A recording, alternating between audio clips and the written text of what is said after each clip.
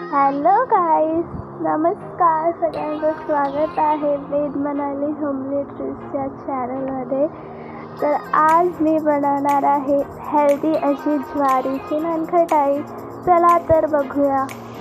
पण सर्वात आधी जर तुम्ही चॅनलवर नवीन असाल तर चॅनलला सबस्क्राईब करायला विसरू नका. इथे मी अर्धा किलो ज्वारीचं पीठ घेतलं आहे.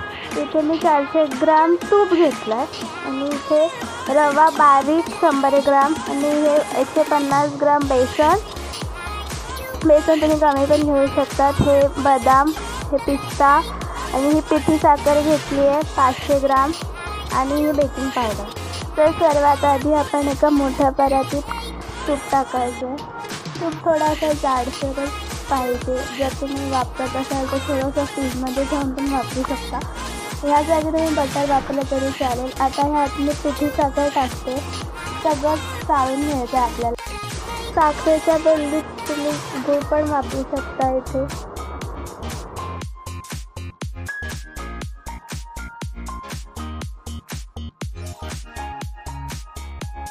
तर आता इथे आपलं पिठी साखर चाळून झाली आहे. तर आता विक्सच्या सहाय्याने आपण ह्याला चांगलं असं फेटून घ्यायचं आहे. हे फेटणं खूप गरजेचं आहे आणि आपली नानखटाई खूप खुसखुशीत होते. हे मी चांगलं 5 ते 10 मिनटं फेटलं आहे. ही स्टेप तुम्हाला स्किप अजिबात करायची नाही आहे. इथेच आपली मेन नानखटाई आहे. तर हे चांगलं असं फेटलं गेलं पाहिजे. आता ह्यात आपण ज्वारीचं पीठ टाकणार आहोत. चांगलं चाळून त्यात पीठ टाकायचं. त्यानंतर आपण ह्यात बेसन टाकणार आहोत. बेसन पण चांगलं चाळून टाकायचं आणि मग त्यात बारीक रवा,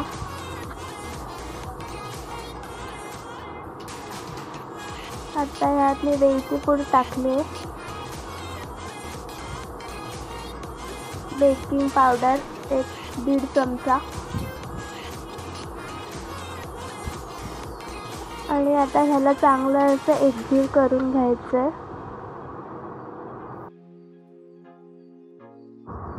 इथे मी थोडे पिस्त्याचे काप टाकते आणि बदाम. तुम्ही तुमच्या आवडीनुसार काही ड्रायफ्रूट्स टाकू शकता ह्यात आणि परत ह्याला असं चांगलं एकजीव करून घ्यायचं आहे.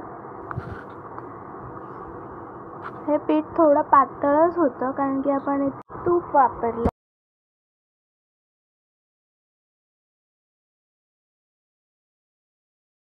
आता इथे आपलं पीठ मळून झालं आहे. तर आता मी हे बेकरीत देते. सो मी आता तुम्हाला एक असं करून दाखवते. हे असं मी हाताने केलं. जर तुम्हाला हवं असेल तर तुम्ही कुठल्या पण शेपमध्ये किंवा साच्यामध्ये करू शकता. हे असं मी ड्रायफ्रूट्स लावते वरून. आता मी हे बेकरीत देणार आहे. तुमच्याकडे ओव्हन असेल तर तुम्ही घरीसुद्धा बेक करू शकता.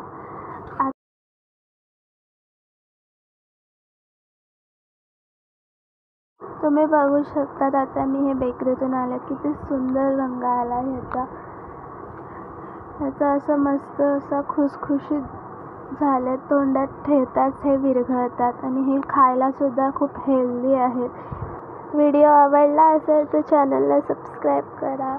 तुम्हीसुद्धा घरी नक्की ट्राय करा आणि मला कमेंटमध्ये नक्की सांगा कसे झाले. तुम्हाला आणि तुमच्या परिवाराला वेद मनाली होमली ट्रीट्स करून हॅपी दिवाळी.